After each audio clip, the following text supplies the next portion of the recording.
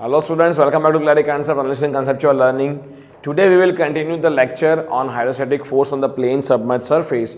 We were understanding about if a plane surface is submerged into a fluid, what is the amount of force that is applicable on that particular surface due to hydrostatic pressure, and we have also calculated the magnitude of the force, right, which was around Pc into area A. Now today we are going to look at the center of pressure, that means the point of concentration of this particular force. So where exactly is this force is located? So let's say I have this pool of fluid and where the free surface is somewhere over here, and I have the inclined plate which is at an angle of theta from the free surface of water, and I will just mark. So this is, you are seeing it from the side view, so you will just look at the thickness, but when you look from the top you will see something like this. So an irregular shape kind of surface has been drawn, and I'll put the coordinate y and z.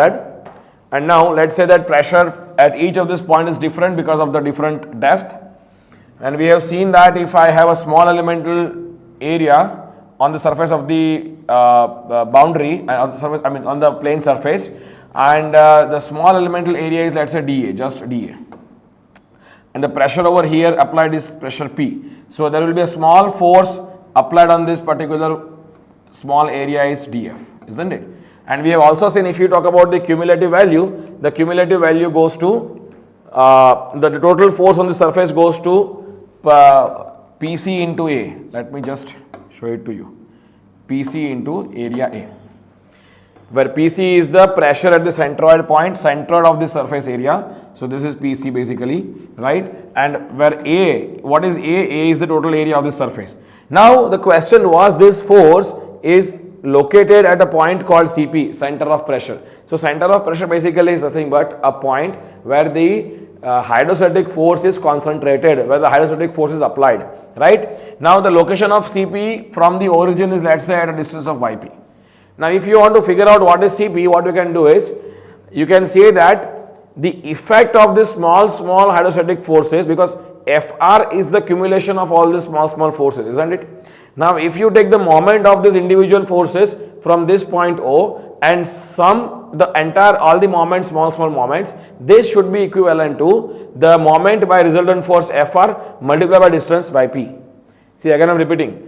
If I find out the small elemental force dF on a small elemental area dA, and if I take the moment of this with reference to this point O, I will do dF into y. This is one moment. And similarly, if I find small moments on all the surface areas, and if I sum it up, I should get that moment should be equal to the net moment of the force Fr into Yp. So Yp is the distance from the origin such that the moment is balanced. Okay. So let me do the moment balance. I should write Yp into Fr should be equals to area integral of small moments dm. Question is, what is dm? So first of all, small moment is nothing but small force into distance. Let's say this is df. Small elemental force is df. df into distance y is the moment. So I should write yp into Fr. Sorry.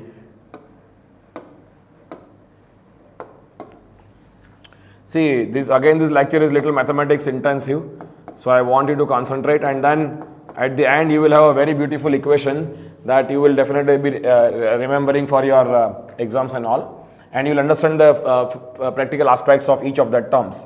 Okay, now integral area of dm. dm is basically what? df into y. So I will put y into df.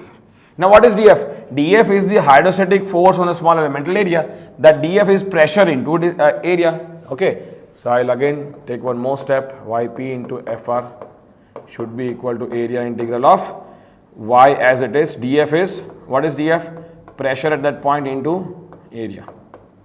Now what is pressure at that point? I shall write, if I draw, let's say the height is hc and this distance is y.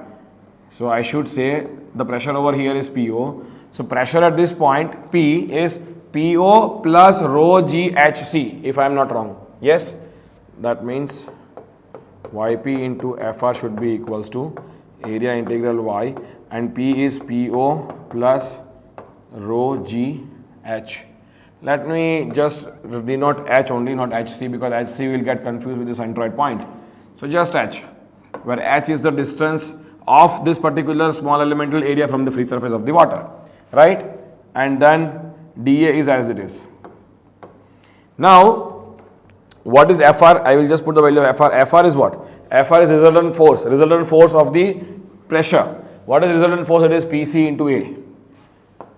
Pressure at centered into area A equals to integral. I will just resolve these two terms. So, first term is y into Po into dA plus second term is area integral rho g y as it is. Now, what is h? H, can I say if this is y, so y cos theta is this and y sin theta is this. So, I can put h is equals to y sin theta. So, y was as it is and I got h as y sin theta and then dA. So, now if you see what is Pc, you keep Pc as it is, Pc into A equals to, you take P0 outside because P0 is not changing with respect to area, integral y dA plus rho g sin theta will not change with respect to area. So, you will write integral y into y is y square dA. Now, the interesting matter comes, yp into Pc into A is equals to P0. Now, what is this integral y dA? Again, I said that in elementary physics, you might have learned that if I want to calculate the centroid coordinate of the centroid point of any area, I was writing that yc, that is the coordinate centroid point, is equals to integral of y dA over area integral of y dA over area integral of just dA. That means yc was equals to integral y dA and area integral of dA is just area, and therefore yc into A was equals to area integral of y dA. So, you can simply replace area integral y dA with yc into A, where yc is the coordinate of the centroid point C and C is centered of this entire area, right. So, I will write yc into A plus rho g sin theta as it is. What is y square dA? See, y square dA is the second moment for area, and second moment for area is nothing but the area moment of inertia of this entire area from this particular axis. Okay, now see, if I have this plate, this axis, see the plate has this perpendicular axis on the board, right? So, if you look at from the top, this is like this is the axis, you look at from the top. So, from this axis, area moment of inertia of this area is reflected by this integral y square dA, because y is measured from this axis, right.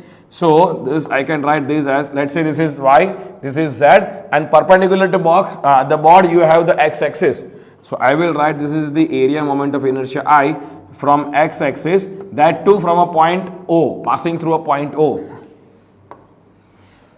Yes, now I will reiterate this, I will just write down as it is, y p into, what was the previous case, Pc into A, Pc into A equals to P0 yca, P0 yca plus rho g sin theta Ix from a point C, if I am not wrong, rho g sin theta Ix is from a point O, not C, from a point O. Now, let me do little bit of, this is yp, so I can take Pc by A on the denominator of the right hand side, because I want the value of yp, I am looking for yp, isn't it? So, yp will be equals to P0 yca divided by Pca, A will get cancelled, plus rho g sin theta and Ixx, you see, you will put the value of Ixx, but denominator I will just put Pc into A. Now, what is Ixx? I want to shift the area moment of inertia from this axis to centroidal axis, xx. So, if you want to shift the I from here to here, we have the formula that if I want to shift from here to here, so I could say that Ixx from O will be equals to Ixx from a centroid point C plus the area multiplied by the distance of the two axes square. So, yc square. So, I will replace this with respect to this. So, what I will do, this is your Ixx from a centroid axis plus area into yc square. Now see, I hope this is, you are aware about this knowledge, right? Shifting the area moment of inertia. Why we are doing that? Because now I want to have the formula based on the surface itself. So I am shifting my I-axis from here to here. Okay. So now what we will do? I will dissolve this. Yp equals to Yc. Sorry.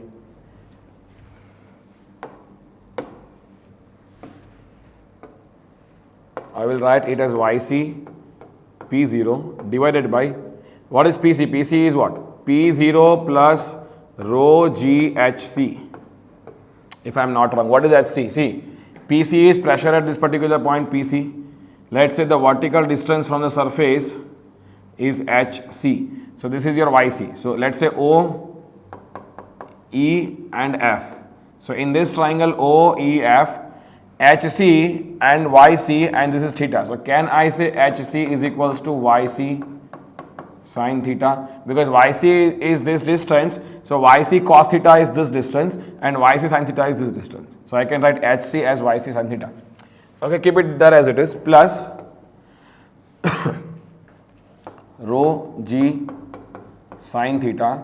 I'll remove this bracket Ix from a centroid point divided by, again Pc is what? P0 plus rho GHc into area A, and plus I will take this term another. I will separate these two terms, rho G sin theta area into Yc square divided by Pc. Pc is P0 plus rho GHc into A.